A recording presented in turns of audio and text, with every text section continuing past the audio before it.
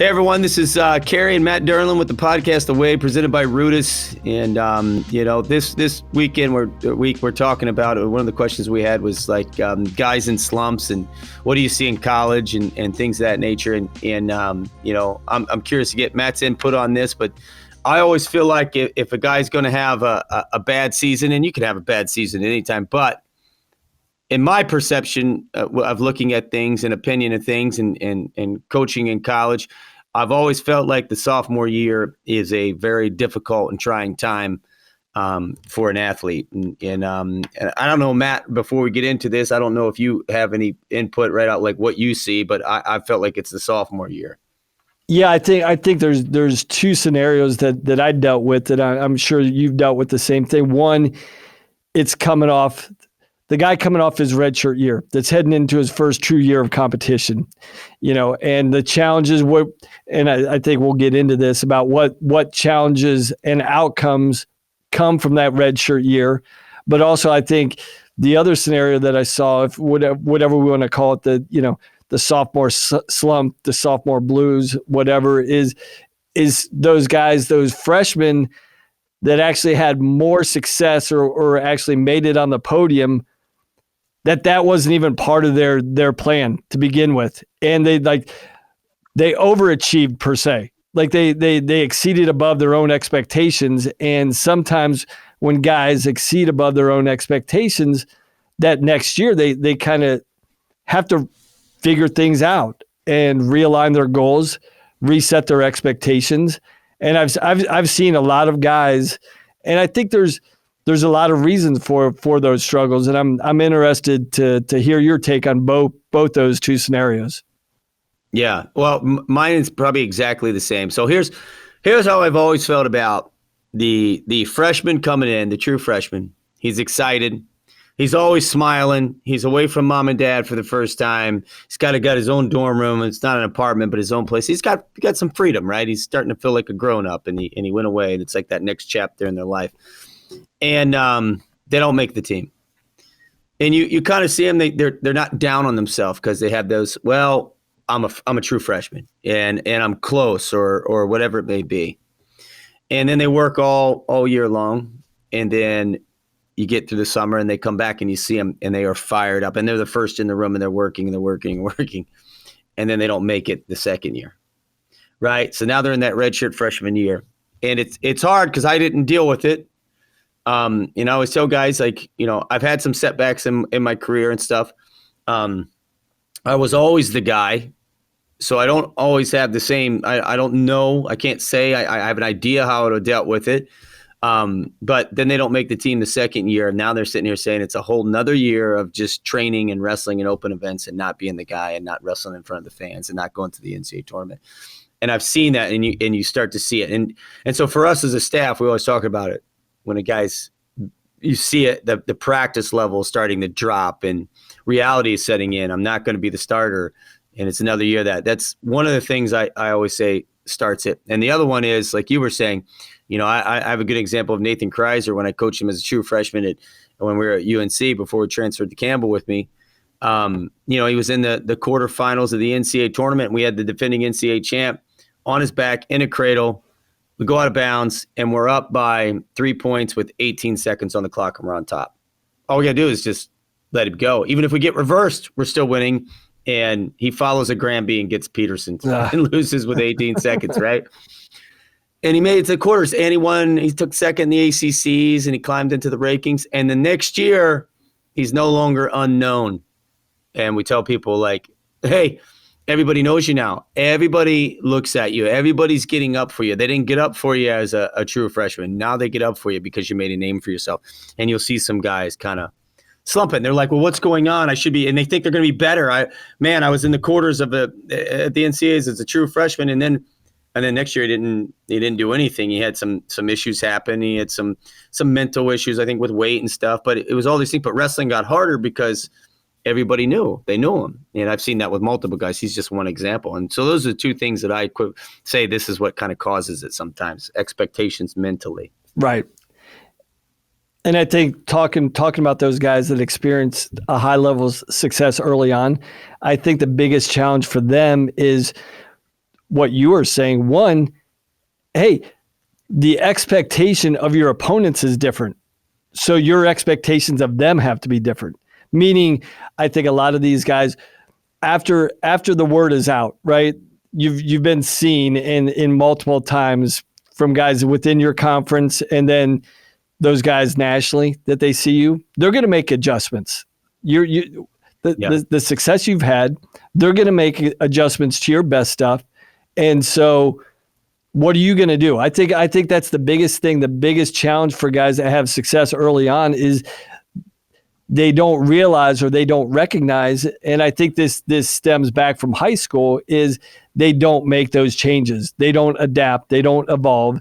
And, because I think it's symptomatic of some of the things you see with high school kids being coachable out of high school when they've had so much success. I'm talking about more of your blue chip guy, multiple time state champ, has had success on the national stage, and they come in, and typically if they're not coachable, the only way they become coachable is taking some lumps. Like you see some obvious some obvious weaknesses in these young guys and say, hey, so-and-so, we need to work on this. We need to improve your ride. We need whatever it is. These are things we need to improve.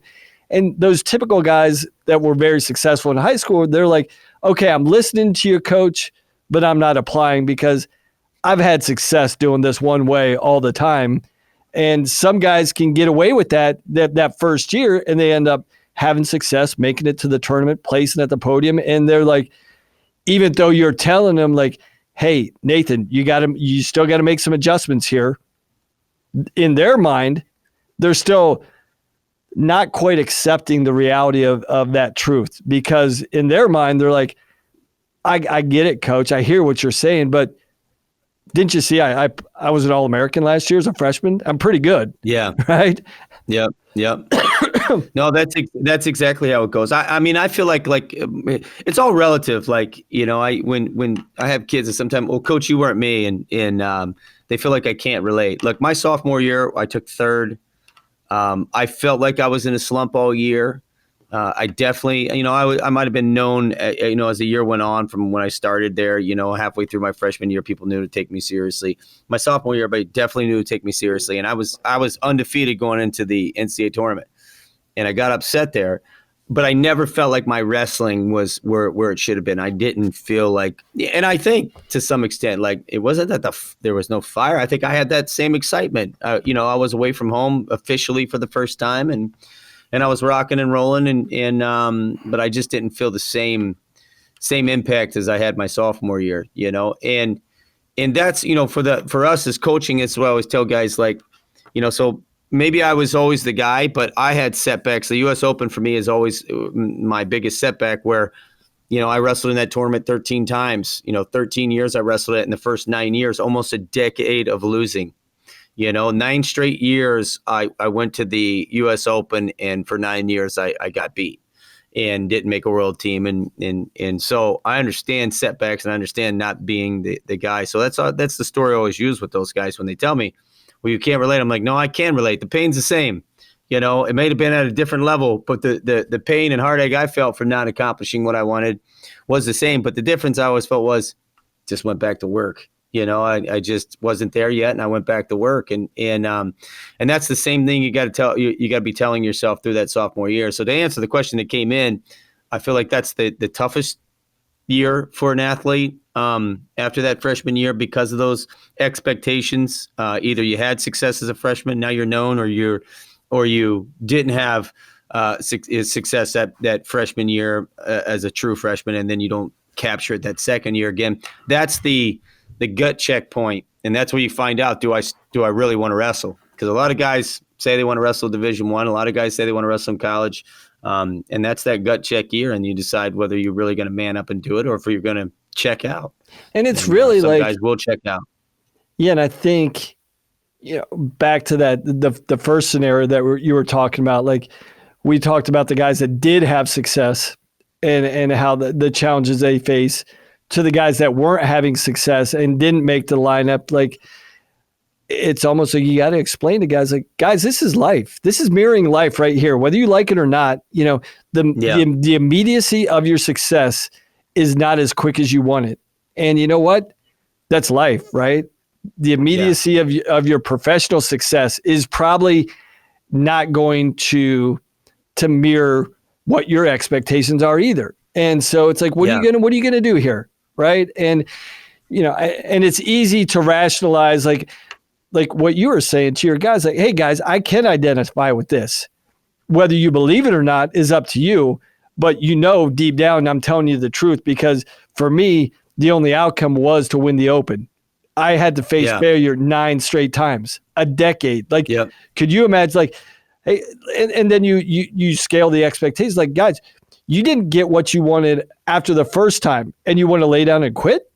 I didn't get what I wanted for a decade. Talk about resilience, resolve. That's what it's about, right? And absolutely.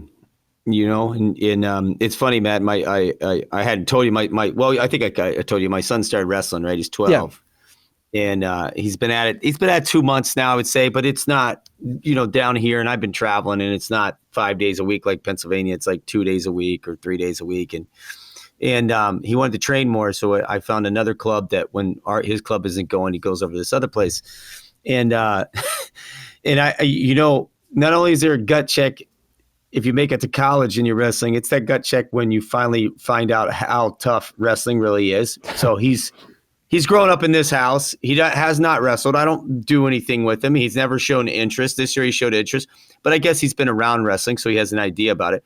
And he's been going to rookie practices, and he's been having success. And then we finally went to this scrimmage against another club, and I hadn't seen him wrestle in a while. So I think he wanted to show Dad, how well he's been doing. He's calling me on the phone saying he did this and this. And he did not score a point. He got beat up for a straight hour and was just devastated. I could see it. Was having trouble drinking water. It was so hot. And when you, like I said, wrestling, when you're really tired, when you figure out how fatigued the body can get. And because we got to the car and he just fell asleep in the seat, but we were walking out and he had his head down and said, hey, you all right? And he just was like, couldn't even talk, I'm like, you're in that phase when you're like, do I want to wrestle?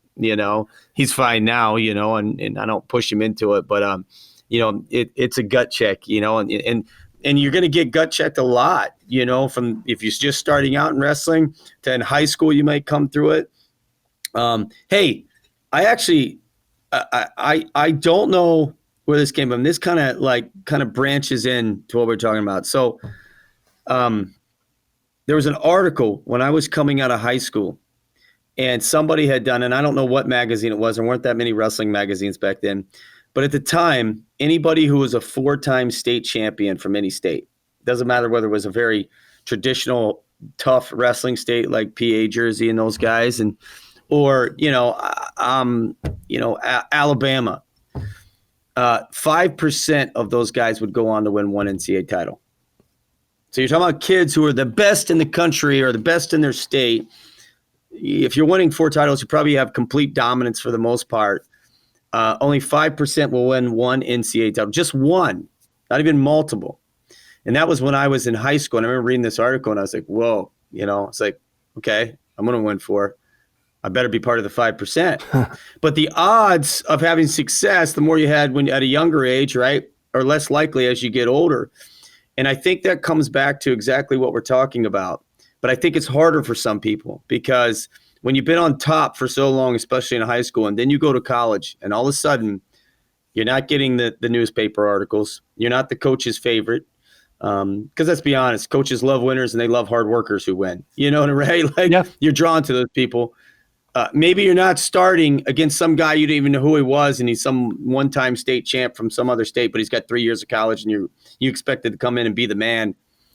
There's a very high washout, and I really could say it's because starting over is tough. And when you've been on top for so long and you get knocked down or punched in the face like that, that's a tough do-over, and that's why I believe a lot of them don't go on and have success because you've been on top and it's hard to be like everybody else when you've been the guy. Yeah. And I think, what I would do, in recruiting, when you saw one of those untouchable guys or seemingly untouchable guys, I tried to seek out and find the matches where they lost and how they reacted after they lost, not only immediately after the match, but the following round. I'm like, does this guy have the resolve?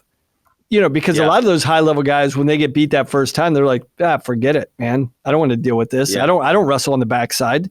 But seeing what their resolve is in the moment, because, to your point, there's such a high washout rate because they're not familiar with failure. Losing. Yeah, with some defeat, they're not used to it. And those guys that can't deal with defeat, it gives you insight on how they were being raised and what they were being told at home. Like, when they faced defeat, what were they being told in these situations? Did they mask it over? Did they excuse it away? Did they brush it off the table? Or did they dig into that? Like, hey, son, you just weren't good enough, man.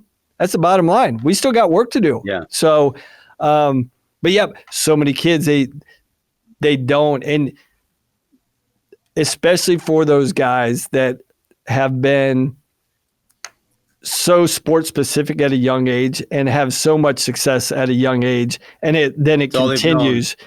It continues from elementary, junior high, high school. And so it's such a foreign concept what a loss is, that they literally, their mind isn't evolved enough to deal with that.